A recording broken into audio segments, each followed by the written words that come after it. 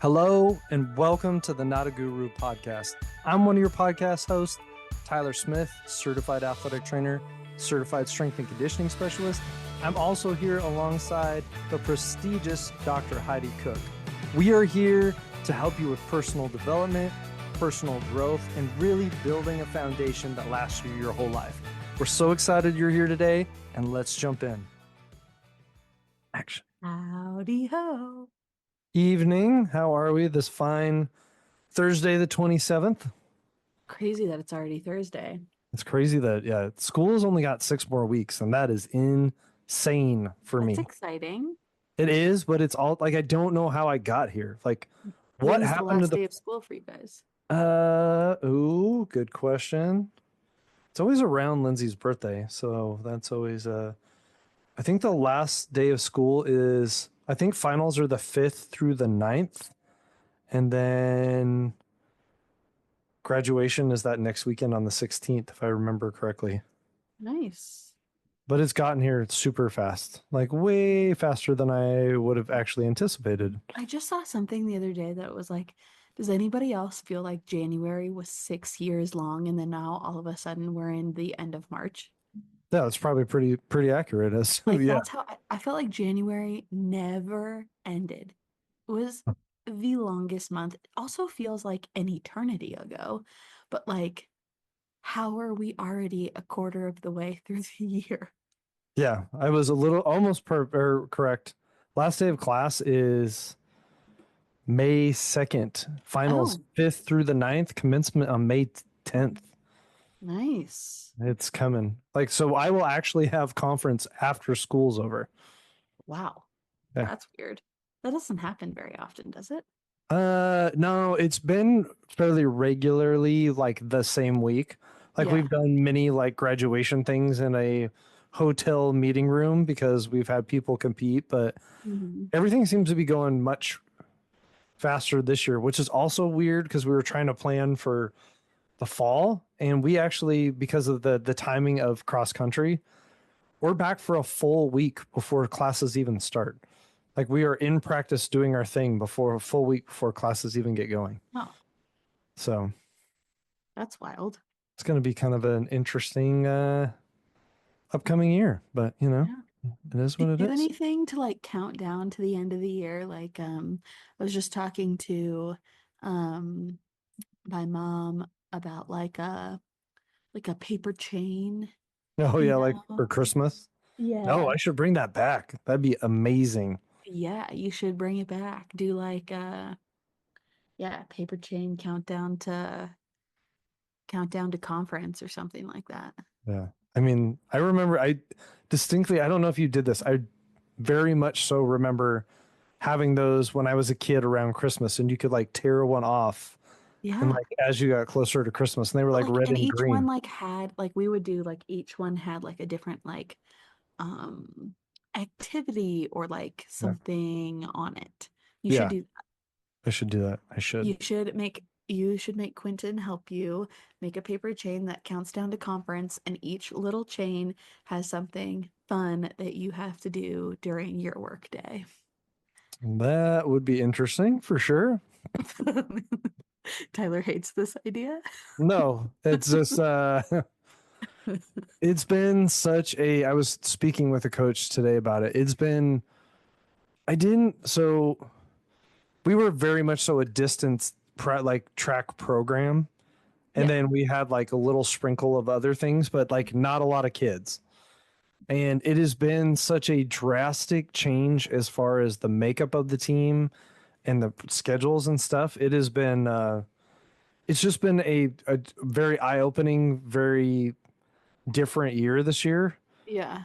and I'm just not used to it, and it's just been a lot. So now that I don't want to do fun things, but I was like, I don't even know if I have time to do fun things because this is also that time of year where kids like really kind of panic and they're like, oh, I need to do stuff, I need to get going, and then like they see Yeah. the end of the year and then the urgency that they didn't have earlier when they should have is now like just coming to a head. Yeah. So you get a lot of those panicky kids in the training room where At first they're like, yeah, I'll be fine. And now they're like, oh, shit. I only have 3 meets left this year. I gotta get my what right and gotta get things moving. Um, but it could be like, treat yourself to a coffee today. Treat yourself. Or Parks and Rec. Please tell me you've uh seen that. tell me Treat. I've what? Have you seen Parks and Rec? Yeah, treat yourself. Treat yourself. Find leather good. Are you Yeah. flying me out to California and we'll go shopping? Treat Yeah. yourself. It's the best day of the year. Oh, trust me. I've seen that I've seen it. show. I've seen it. Hold on. I am going to use ChatGPT. I'm gonna say, what am I gonna say? I am counting down until the end of the school year with a paper chain. With the paper chain. Do you want to know? I don't know if this is sad or not. I've never used Chat GBT in my life. Really? Never, not even once. But I I did use put it. one on because one of my students said I was supposed to get yeah, what was it? He uses it for certain stuff and it's oh, I can't find it now. Damn it. There's so many versions of or all these AI super robots. DeepSeek, that's what I was supposed to use. Recommended me from the kids these days. Try DeepSeek. Oh, why that one?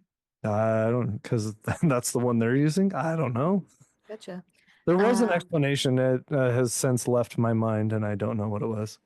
I have so much. Um, my sister, like, her husband coaches basketball, and he was coming up with like, like superlative awards, like whatever, like I'm trying to think of. Anyways, they were trying to come up with one for this kid, and I used ChatGPT to help me come up with ideas for her. And I think he ended up going with the silent assassin. The silent assassin. Yes. Okay, so anyways, counting down to the end of the school year with the paper chain, I want to put a fun activity on each link that I can complete at work. I am a college track athletic trainer. This is what you do, and it just gives you ideas. Yeah. A stretch it out session. Do a group stretch with the team or some of your athletes. Track trivia. Quiz yourself or people who come into the training room with track and field trivia. You Juggle think a ball. juggle a Juggle, ball, juggle a ball. juggle balls. I can actually juggle. There you go. Human growth Uh, and motor learning, baby. We had to. I cannot juggle. Did Surprise, you surprise. did you not take human growth and motor learning? I did. You didn't have the juggling assignment? We did. I still can't I juggle. still can't juggle. No, that is all true. It just didn't kick in for me, so I did It not pass wasn't, that it part of. was not for a lack of trying. Like, I'd like to consider myself a pretty damn athletic human being. Juggling melts my brain. Like, It's just goes into overdrive. It doesn't work. It's like, it meh. literally just shuts down. Um, Number 7, track photography. Take a beautiful picture of a part of the track or a moment with your athletes. Thank a coach. Thank you, Ever coach. thought about ever thought about that, Tyler? I thanked them. I thanked one today. Thank you very much. I did in one of my. You can now remove a link from your paper chain. No, there you go. Does it Um, actually know what an athletic trainer is? I don't know. Yeah, I I'm don't know. sure. Maybe. ChatGPT ChatGPT is smart, I think. I think. Uh Uh-oh, this is gonna be good. Create a new team cheer or chant to use with your athletes in Oh yeah, practice. that's going in the book. I can really see it how Tyler really Yes, spending his time coming up with a new team cheer or chant. doing it. Um, Track equipment cleanup. That's not a fucking fun sorry, that's not a fun activity. That's a chore. Okay, That's ChatGPT. that's blasphemous that you call I'm that out. fun. Yeah. Anyways, well, not all ideas are good ideas, but Their there's an idea ideas. for you. Yeah, Yeah. Spice up the end of your year. there we go. Could use a little spice. This week has been hectic. Yeah. Yeah, I had a coworker get sick. The flu is making its second round around campus, Ugh. and she got sick. Some players got sick, but anyway, she couldn't travel. So the associate that works with me had to travel. So I was flying a little Han Solo this week with my track team, which has been it's been a journey, Makes but you extra grateful and thankful for the gal that you work with. yes, Abigail is a godsend. But on the fun side, Quentin had his first two seventh grade basketball games this week, and I Hey. got to go to both of them, mostly because I bailed. Nice. Instead, I'm still going, so you guys will be fine, which is okay. They did. We won both of them, so we're off to a hot start in seventh grade A basketball. Let's go. Except the first one, Quentin didn't get a lot of playing time, but like, and you'll, I mean, as a parent, you're just nervous for your kid no matter what happens. Right. But when you see them out there and you see the anxiety, like, oh my God, I'm really nervous look on their face, your anxiety goes from like here to way up here where you're like, oh God, oh God, oh God. Uh, well, But much better. successful. Second game was much better, felt a lot calmer. Got a bucket. He got an and one, so he got a 3 point play out of it. Let's Um, go. but definitely starting to feel it out. And it's just a different level than he's used to. He played a lot of Y ball, and Y ball is very like everyone gets to play, every kid gets a chance. Um, and this is like, it's the seventh grade, but it's the highest level of seventh grade. So it's definitely some adjustment on his part. Yeah.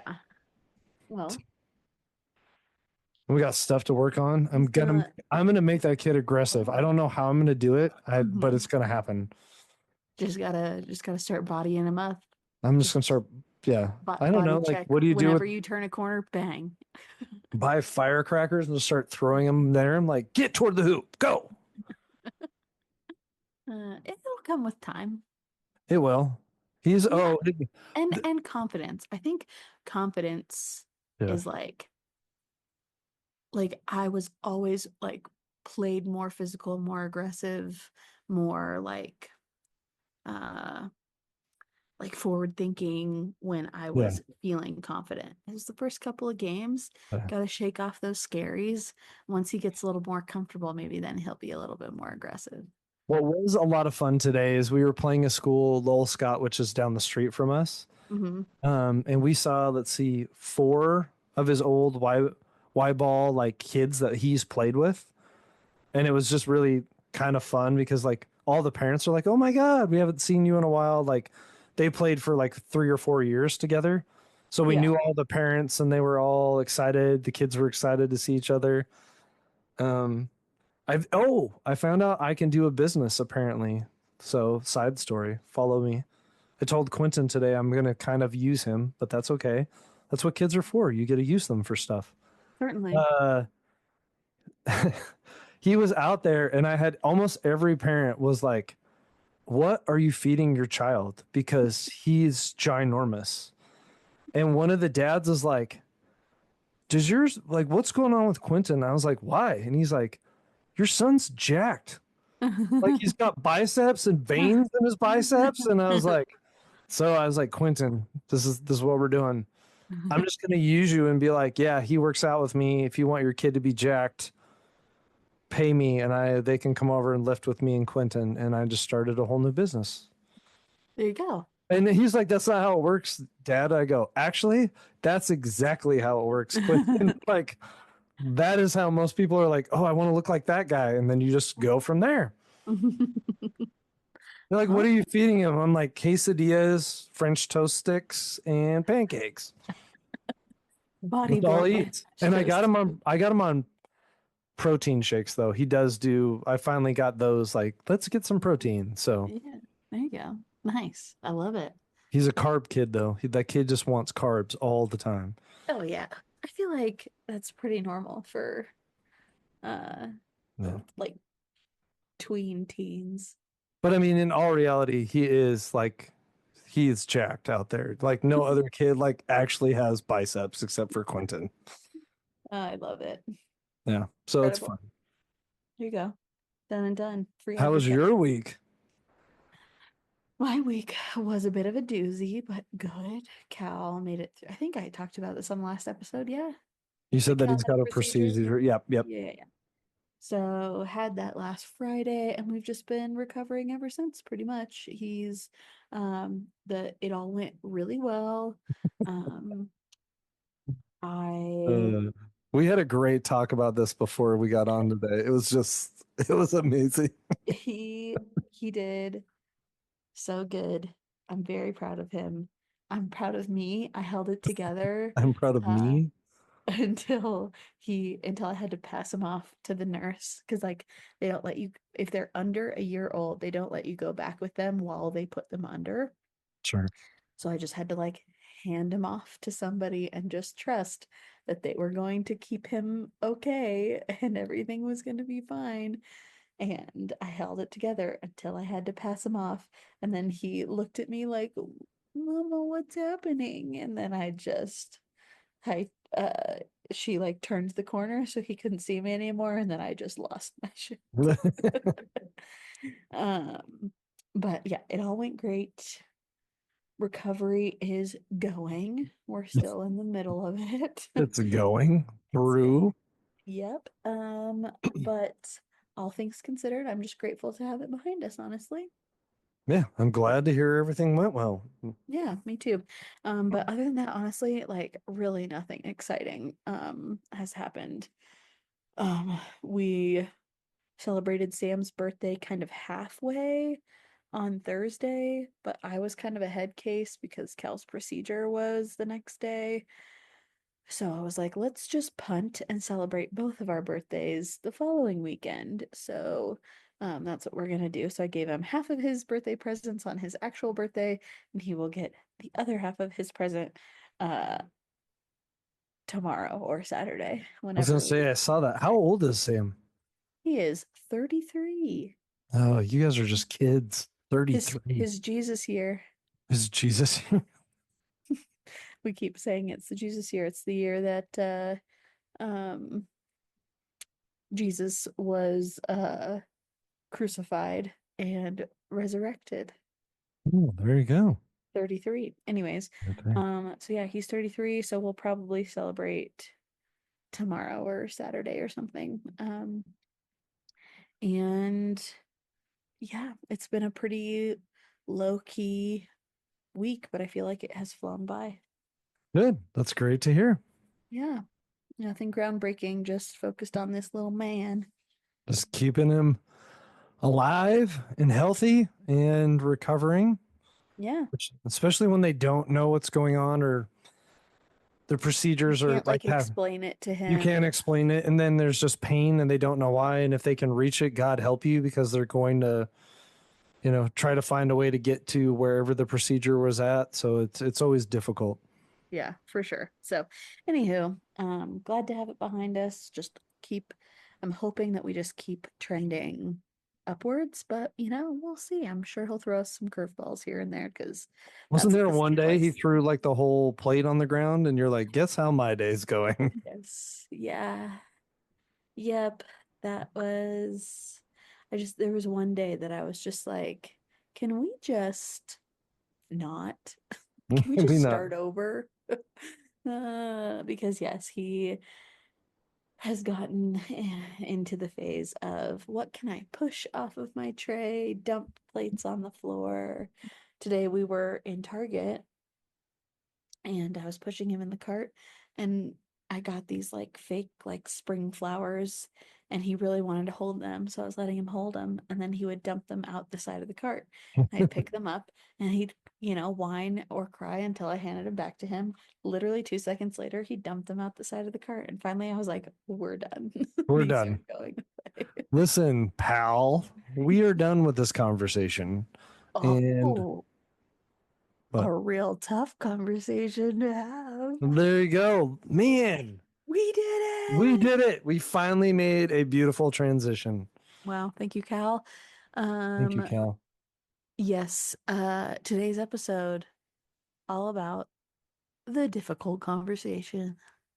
Lots of different, and we'll try to go through different, I want to say types, but they're all going to kind of relate to different strategies you can have. And the reason I think this is super important is I don't know a lot of people. I'm sure there's some, not many people I know that enjoy difficult conversations.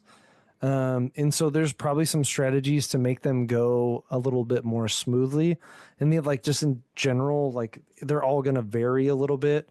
But I think there are different ways to attack it and to make it more productive and hopefully a little less, well, if you're me, a less stressful for yourself, because when you know a difficult conversation is coming, I have a tendency to stress about it a little bit and or try to like push it off and avoid it until I know I can't do it, push it off anymore. Yeah, I think there are like, I think of difficult conversations in like, I guess like three categories. I don't know. There's like work related, career related difficult conversations. And there's obviously like a myriad of things that can happen in that realm. Then there's like personal, interpersonal, like relationship type difficult conversations. And then I think there's also just like the times where you have to like advocate for yourself. And I think about that a lot, like in terms of like healthcare Right. and stuff, and like how that can feel pretty difficult. And maybe that is just one example of like when you are the like like when the dynamic is different, like when the dynamic is like you speaking to somebody who like quote unquote, I don't want to say like outranks you, but like maybe has more knowledge on a particular subject or something, and you're like trying to express and like get your point across um to somebody who like is a maybe like expert figure in that particular realm. So that's kind of how I think about it, or like how I was thinking about it when we were getting ready to record this, like how I'd break it down. Obviously, there's more scenarios and things, but I felt like that would maybe be like a good place to start, is like tackling those separate categories. Yeah. And do you have any? So I have some. When you think about those three, are there any similarities or things when you are going to have those difficult conversations that you're like, no matter where it's at, these are some of the tips, tricks, or things I do when I know I'm going into these conversations? I think it obviously it depends like Okay. on how long of a relationship like I've had with the person Right. or whatever, but like if I know it's coming, no matter what, like I feel like I always want to lead with like my, I don't want to like overuse the word like authenticity, but like if I can just lead the conversation from like a, this is either like at fact what is happening, right? And like Right. break that down, or like this is how I am perceiving this, situation or whatever. And so like you can express like your point of view from it all to help them kind of understand like where you're coming from when you have to like deliver whatever like difficult conversation you're having, I think that can also like set the stage for you to also like I have to remind myself when I enter into these conversations of like this is a two-way street. It's not just about me and my perception and my perspective. Sure. But sometimes if I lead with that, it like opens the door for them to then explain like how they are perceiving it and how like what they think about the whatever situation it is. And sometimes, I learn things in that, Absolutely. that I didn't know because it was never expressed or said like blatantly. And so I think that can sometimes change things, but I think the hardest conversations for me are when, like, no matter their perception or their opinion or point of view or whatever it is, like, it isn't going to change the outcome. Like, it just is what it is. And that's, I think, the hardest. Like, when we can't find some, like, middle ground like through conversation or like through like working through a problem where like you feel heard, I feel heard, like let's move forward. I don't like this. I don't like having the conversations when it's like you feel heard, but I can't do anything about what I just heard because we still have to, move forward in this particular way. Like that when like all you can do is like validate how they're feeling. And sometimes that feels like, like talk is cheap kind of. But Yeah. like then in that situation, all you can do is express like why nothing can, change. And I think when like presented with the facts and like the like reasoning behind why certain things happen, uh I think that is huge. I can think back to like a very like not mismanaged, but just like where a lack of information in a tough conversation can be really detrimental. It was a particular work scenario um, where somebody was being interviewed, and then, you know, things came to light. They decided to go a different direction and they wanted to stop interviewing this particular person. And Like it in the didn't middle get of the interview? no. Oh, Like okay. I was like, through the interview like process, like through sure, got multiple it. Yeah, interviews now and I get things. it. Just mid Um, interview, like, we're not doing this we're not anymore. doing this anymore. No, it was just like, throughout that process. And, when that individual, when they decided to stop interviewing that individual, they were basically like, the only, thing we can tell you is that, like, we just are deciding to go a different direction. And, like, that person spiraled, right? It's like, well, what can I do? I'll do anything. Like, I'll do, blah, blah, blah, blah, blah. And it's like, sometimes not knowing why a decision is being made or whatever, and just like giving kind of a surface level answer, while maybe necessary in the situation for whatever reason, can like ultimately, I think, harm the outcome in terms of like that particular person having peace with why a decision was made, because then they are just like, yeah, spiraling on why, and Yeah. like uh, I think like confusion creates more like frustration and anger.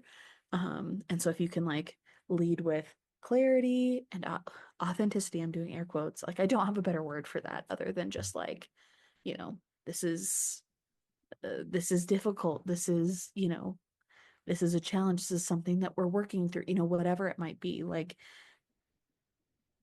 I think those conversations go better when you kind of like meet that individual where they are versus like a me over you type situation.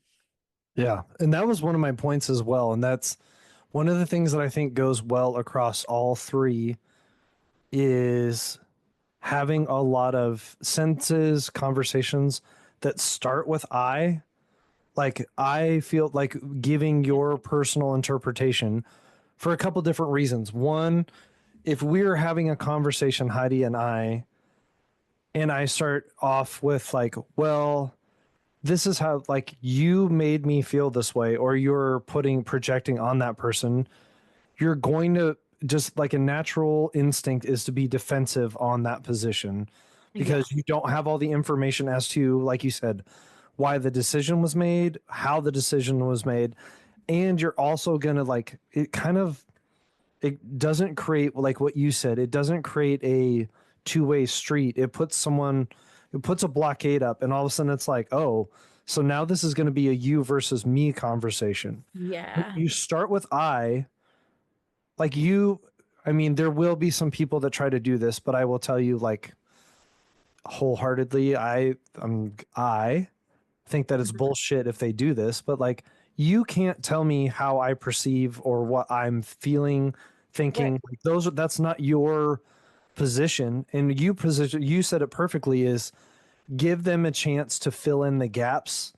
So maybe if you have more information, it either changes like how you're perceived, like the I part of the conversation, or at least gives you some clarity as to how that person got there. Because if you start with a me versus you conversation, which sometimes it can't be avoided, like I've had those at work where it's like, it's not me, it's you. Yeah. Yeah.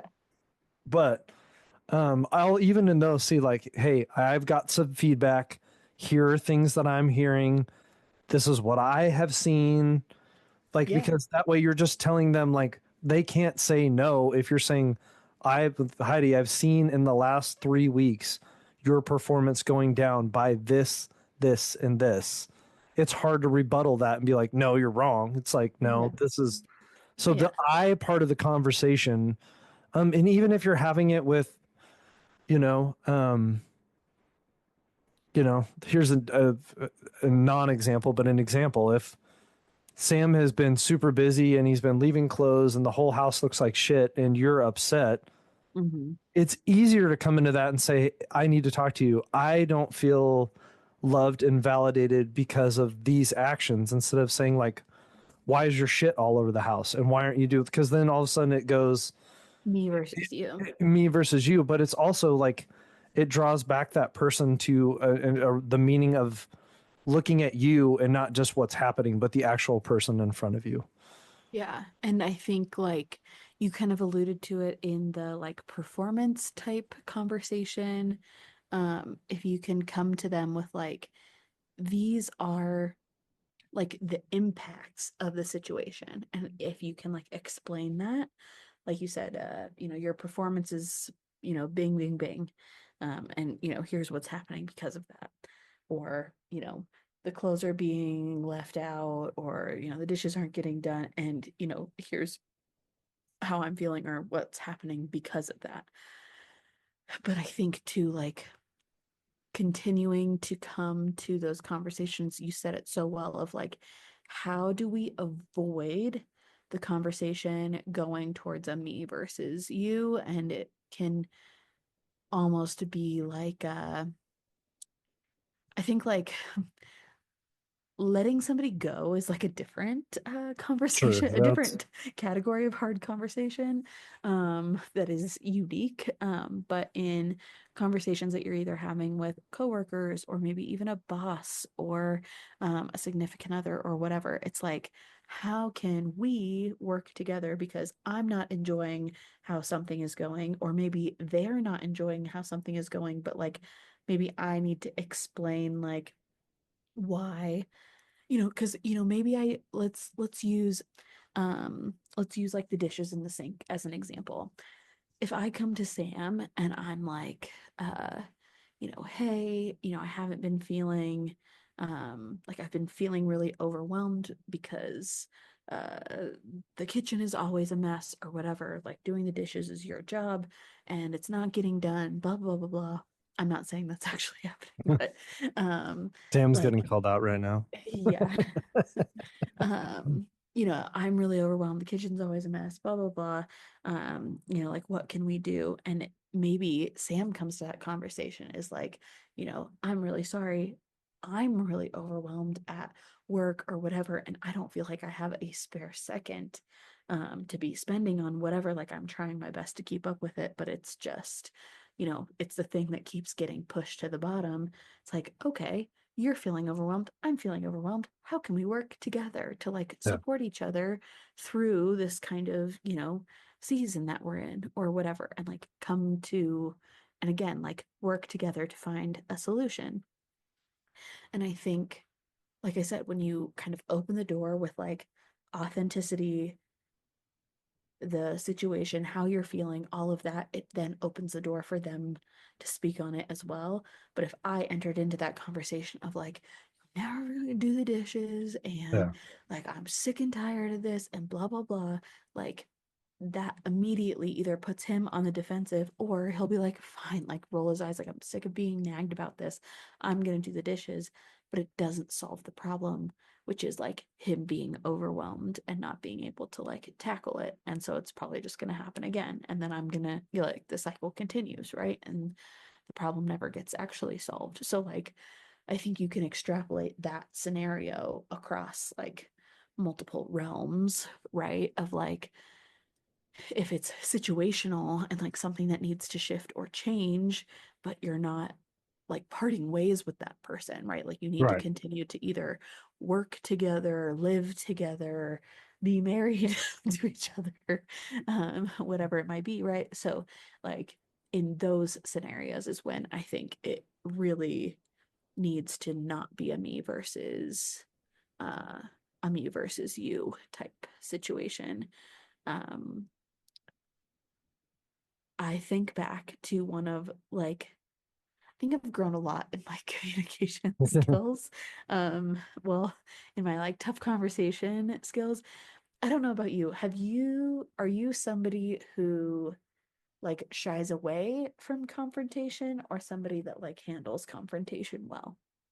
Well, I think I just wanted to point out one thing that you said that was really good is when you talked about just about the dishes, you open the door for empathy and acceptance and the idea that like he's not doing the dishes because he doesn't respect me or he doesn't love me or he's just being an ass. It's Yeah. like, okay, like it changes your mind where it's like once you know that, you're like, oh, well, all of a sudden it's like a different story. And it's like you said, it's not you, the two of you, it's us. And be like, Mhm. and then the more you practice that and the more you have those conversations, when you look at those dishes, you're not going to be like, oh, this little son of a, you know what?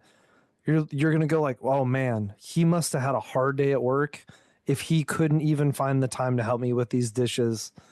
Maybe I'll just help him out because he might be swamped. And you're like opening that door for the we to work together. And like, granted, if that happens over and over again, you might be like, hey, I've been trying to help out because I know you're swamped at work, but I got Yeah. this going on too. So I know like I just need your help Yeah. versus like, but it changes the narrative in your head, which I think is actually the most important because you're kind of building this false narrative story Mhm. where like he's doing it to be lazy or because he doesn't love me or he doesn't respect what I do around the house. But to follow back from your question, I'm getting much better at confrontational things. But like another thing that I've learned, and I used to kind of avoid them, but like it's just been a natural part of what I do in my job. And like I've learned that I've told people like, I've had conversations with my co-hosts, like I'm just going to be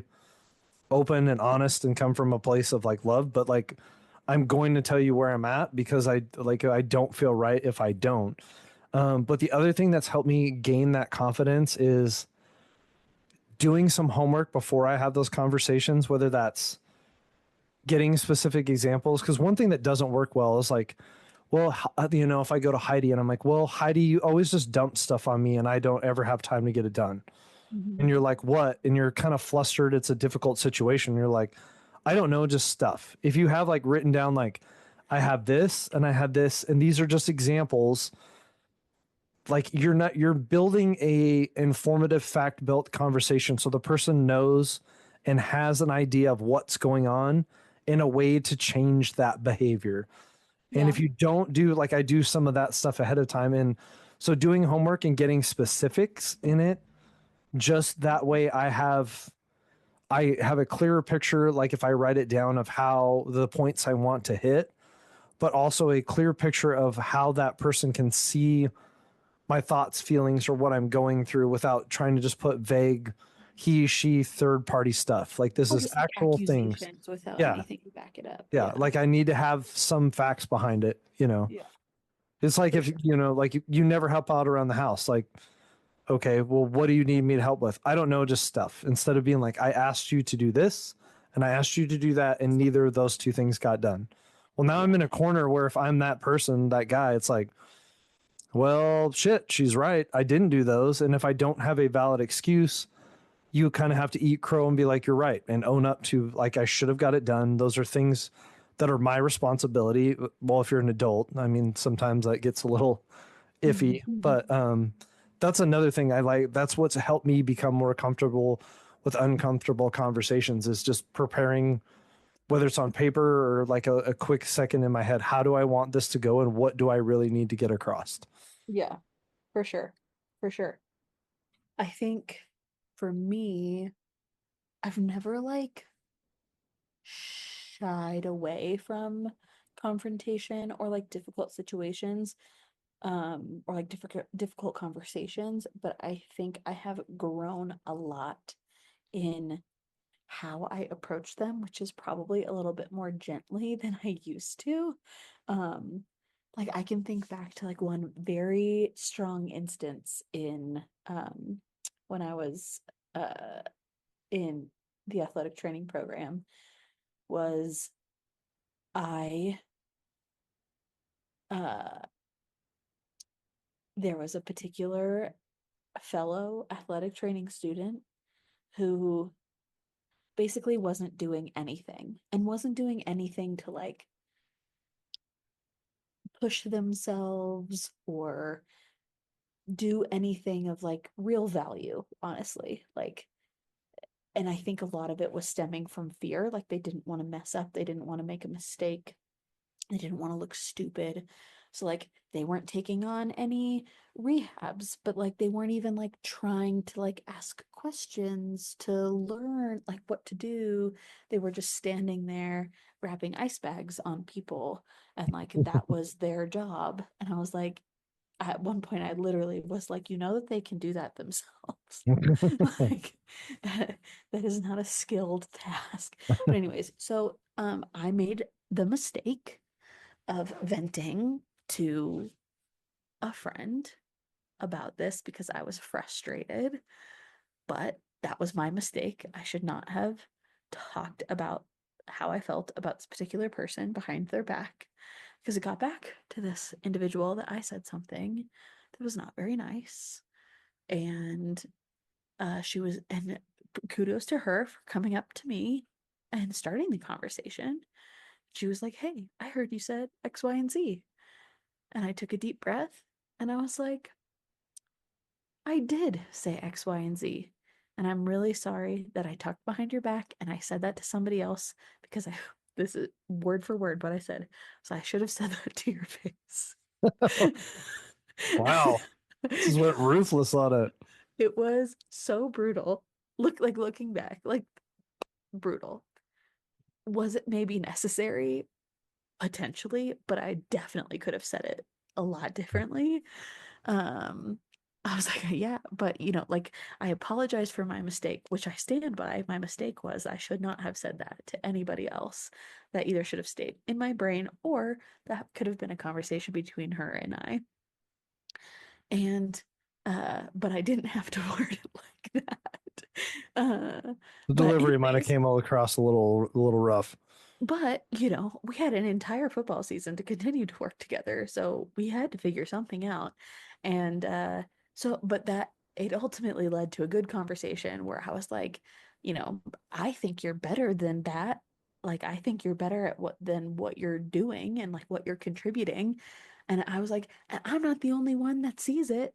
And if I'm not the only one that sees it, the powers that be see it too. And like, you know, you need to be better," essentially. And so, she talked about how she was like scared to make a mistake and blah blah blah, and I was like, great, this is what we're going to do. And we moved forward, and she was so much better the rest of the season. And so it was like, was it productive? Yes. Could it have gone totally differently? And could I have been a lot nicer? Also, yes. But I think that just shows my evolution of it's not the confrontation that I didn't need help confronting people or being honest with them. That I had down pat. I needed to work on like the delivery because luckily that ended up working out okay. We still had like a good working relationship after that, but that could have gone totally differently, and she could have basically given me the double bird and said F you, Well, I think the which would good have been thing very you did in productive. that conversation is you identified like what she was doing or a symptom Yeah, of like she was doing that for a reason, and then would have been in probably if you could hindsight 2020 is asking her like I notice you always do this and I think you're better than that, yeah, and just ask why yeah, like why aren't you totally. jumping in like how to like I think you're better like in especially validating someone by saying like you are better than this. Like Yeah, you're I better, you're believe you're smarter, better. Yeah, you're you're yeah, smarter. Like in giving them the chance to, like actually, it's a lot of one of those times where we identify symptoms, but we don't identify the actual problem, and then we attack the symptom or have and that's always a hard thing because it takes more time. Like attacking the symptom is much harder than like let's solve the problem. And I think sometimes um, that's something we do a lot. The other thing that I've grown better at, especially lately, um, and it is not always well appreciated at work. And but Lindsay and I talked about it today. Like it's okay to feel your feelings, and don't tell people not to do that. And so if they are in a difficult conversation and they are upset or they are angry, never tell them like like you're fine, why like just don't nullify and be like I can understand why you're upset. mm, I can understand what you're or I want to validate your feelings, and then try to move toward a solution, but don't push those aside and make people feel less than for having an emotion, because they're usually having it for a reason. And you just being like, and uh I go back to the one tool I know a lot of parents, my parents, had in their toolkit growing up, is like that you're fine, like like just suck it up, you're fine. And like sometimes that's okay, and but sometimes, especially in difficult conversations, it's okay to have emotions and to like allow the other person to have that emotion and not just try to shut it down right away. yeah, I agree. I think like yeah, validating that I think is good, but I also think trying like I think there's a difference between like shutting down your emotions but also not letting like your emotions rule the conversation. Sure, Right? It's like absolutely. how can you like acknowledge what this is like doing like to the situation, how it's making everybody feel, whatever.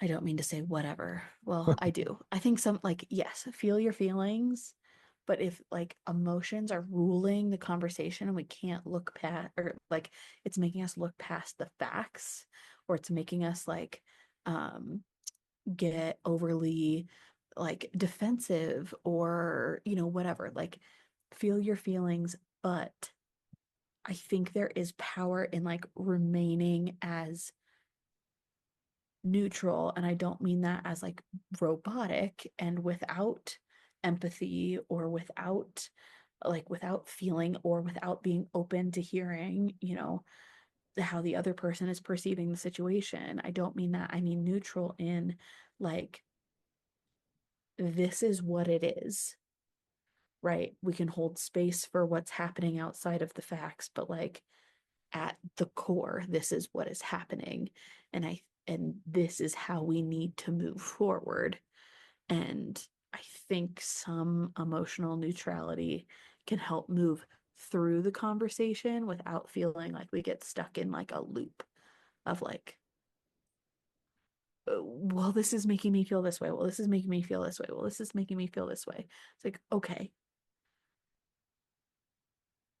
how do we move forward? And Right. sometimes when we're leading with our emotions, I think sometimes we have a hard time coming up with a clear path forward, like out of the situation.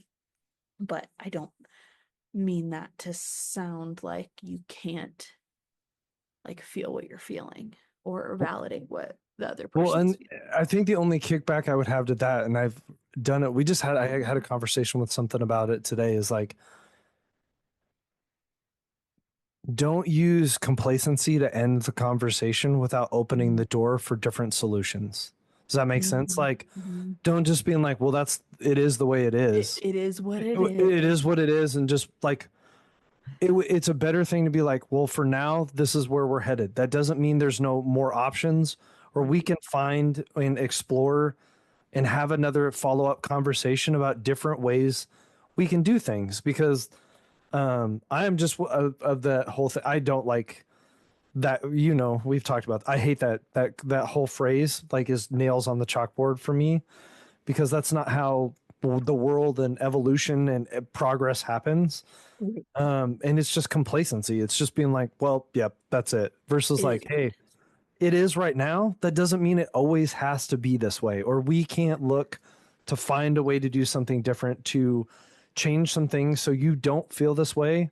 But I can't do that in the next 5 minutes. Like, this is Yeah. going to be a project together, or something that Yeah. I will help you work on, or I will personally work on. If you're my employee and they're upset about something, I'll be like, all right, I'm going to put some stuff together and we'll readdress this and we'll find solutions where we can. But as a leader, that is, that's one that I don't know about you. I can't do it. Like, it just hurts me to be like, well, just, yeah, well, you're fine. It is what it is. And then walk away. It's like, I just feel like there's better ways to tackle. There's better ways to do almost everything. It may not happen at the current moment, but we will find a way to make it better. Yeah. I really liked what you said about like, this is how we're moving. This is how we're going to move forward right now. But like, I think I've also like said this phrase of like, this is what it is right now. And that doesn't mean that that is going to be forever, Yeah. right? Like we can make changes to this or, we can work on a separate solution, but this is how we're going to take steps forward right now. Right. And like, I think that kind of also just opens the door. But only if you're willing to do that, right? Like Yeah. false promises are also shitty. So like, if it's truly something that cannot be changed, I think you need to be honest about that instead of just like slamming the door and creaking it open for Right. hope of change that never happens. But right then there needs to be follow through on that. But I really do like that phrasing. Yeah. That's what I try to use. Yeah. Well, overall, I hope that, in this kind of roundabout way. We didn't really divide it into sections or anything like that. But I hope that like talking through some of this allowed you to navigate maybe some tough conversations that you have coming up in your life, or just maybe be like a little bit of a gut check of, how am I handling confronting situations, either at home or at work or in friend relationships or whatever. Oh, I forgot to talk about the advocating for yourself piece. I think in those types of situations, when, because I think a lot of times it is like it is what it is. Oh my God, do I have a story? Sorry if this episode is going long. Holy shit, I have a story. So, it is not news that I like women in general in the like birthing population of women get the shittiest healthcare of all time. It is insane to me that somebody can have a C-section, right? Cut through 6 layers of abdominal tissue, get a baby pulled out, get sewn back up, and just get sent home to take care of a newborn and just be like, Godspeed. Oh yeah, with no, But if you have an ACL, right, so your whole abdomen, like yeah, all of your abdominal muscles have just been cut through. You can't even get up out of bed without assistance. But if you have an ACL tear and you get ACL reconstruction, it's like a minimum referral to PT for a minimum of 6 weeks, maybe 8 weeks. You have 2 post-op follow-up appointments. It's like if you have a C-section, you are sent home with a wing and a prayer. Yeah, Good no luck to postnatal care or you get therapy one or 6 week anything you get one 6 week appointment to get cleared for sex. Yep. because Like that's the most important thing we need to be worrying about right now. are you effing kidding me? And so, anyways, so like that just paints the picture, right? No. So there is this gal that I follow who she herself is a pelvic floor PT and like works in this space. Her sister just gave birth, had a very traumatic birth experience. I won't go into all of the details of it other than she was she got horrible care from like, and I don't mean to say that this is everywhere, but like as a generality, like I had great care throughout my pregnancy, birth, postpartum. There were some things that I kind of raised an eyebrow at, like when I was in the hospital, but like it all ended up working out and being fine. Anyways, so she like was, she was transferred. She ended up pushing for 5 hours. They let her push for 5 hours. Eventually the baby was born. The OB didn't allow her time to try to like deliver her placenta naturally and was like reaching up inside of her and like pulling the placenta out. So it was like coming out in shreds. So she was retaining pieces of her placenta. So she was hemorrhaging on the inside. They ended up having to do a D&C so that she could like get the rest of her placenta out. It was this whole thing. So finally, like that's all over. She ended up having to get 4 bags of blood because she lost Ugh. so much blood in the ordeal. She had a grade 4 perineal tear. Like crazy stuff was happening, right? She finally got stable. And everybody was like, okay, like we got to get up, we got to get walking, we got to do this, we got to do that because like it's time to go home. It's time to go home. They were like trying to discharge her. She couldn't even walk. And they were basically just like, this is how it is. It's going to be hard to walk after you have a baby. It's going to be hard to walk. Like you're going to have to do this. And they were like being really condescending and stuff. Basically, she called her sister and she was like, something is really wrong. They are not listening to me. Like, can you help me? Her sister flew out, the pelvic floor PT flew out, basically like had all of these really hard conversations with all of the healthcare providers. Turns out her sister had a separated pubic symphysis, Ooh, wasn't even attached anymore. And they were like ooh. trying to get her up to walk. So yeah, it detached during birth. Okay. Uh and like they were just gonna send her home like that. Ugh, that's not appropriate. So like again, like there are so many situations like where you know yourself, you know your body, like, and I don't always like want to fault the healthcare provider because like I think overall we're like told and taught, if you hear hooves, it's probably horses, not zebras, right? Like Yeah, so like that's kind of the mentality, but like at some level, at some point, like you have to listen to the person that is sitting in front of you, like telling you what they are feeling. And if that's not happening, like from your provider, from a patient perspective, like you have to push. And I think a lot of people don't push because they're like, well, they're the medical professional, or, sure. well, like I can't push back because then they're not gonna like me. Like we had a conversation with a client and they were like, well, I'm scared that like they're not gonna like me anymore. And I'm like, who cares? They're either like gonna respond and you guys are gonna be able to have a working relationship together, or they're not gonna respond, they're not gonna like you, and you're gonna switch providers anyways, which you're already planning on doing Do it. Yeah. because you're not feeling heard. Yeah. So it's like I think there is this lack of confidence to come in and be able to like push back and be heard to like get the care that you want. But I would just encourage anybody that like if you are not feeling heard, or they are minimizing, or they're saying, well, that's the way it is, or your blood work looks quote unquote normal, or whatever, I think like the best phrase I can give you is, this does not feel normal to me. What are the other options? Because Yeah, I'm not okay just saying, well, this is the way it is, because I cannot continue to live feeling like this. And like, so that their only option at that point is to give you alternative options. Might not be with that provider, it might be sure. different paths or different things that they can look down or get curious about. But like, for you to say like this, while it is all normal and everything's okay, and that's somewhat reassuring, this does not feel normal to me. So what are our other choices? Because I cannot continue to live like this.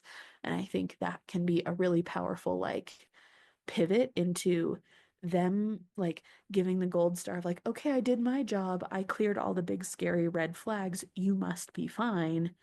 Yeah. And pivot it into, okay, we cleared all the big red flags, thumbs up, where do we go from here? Yeah. No, that's absolutely a great analogy and a much harder thing to do, especially with a doctor or someone with expertise, because they will tell you that. And I've had personal journeys with stuff like that. Like everything is quote unquote normal, or even if it's not, it's like it's on the lower end of normal. So you should be fine. But and even when they do give you solutions from someone who's had some solutions thrown my way where I was like, yeah, that's not an option for me or something that I'm, and just ask, what else can we do? And if they say nothing, that's not what you want to hear, but that's okay because that gives you an answer and you can move in a different direction or ask for, okay, could you recommend me to somewhere else where I could get this stuff done? Or, like it just gives you a place to go in a direction, even though you didn't get it from the person you wanted. Yeah, I agree. I agree.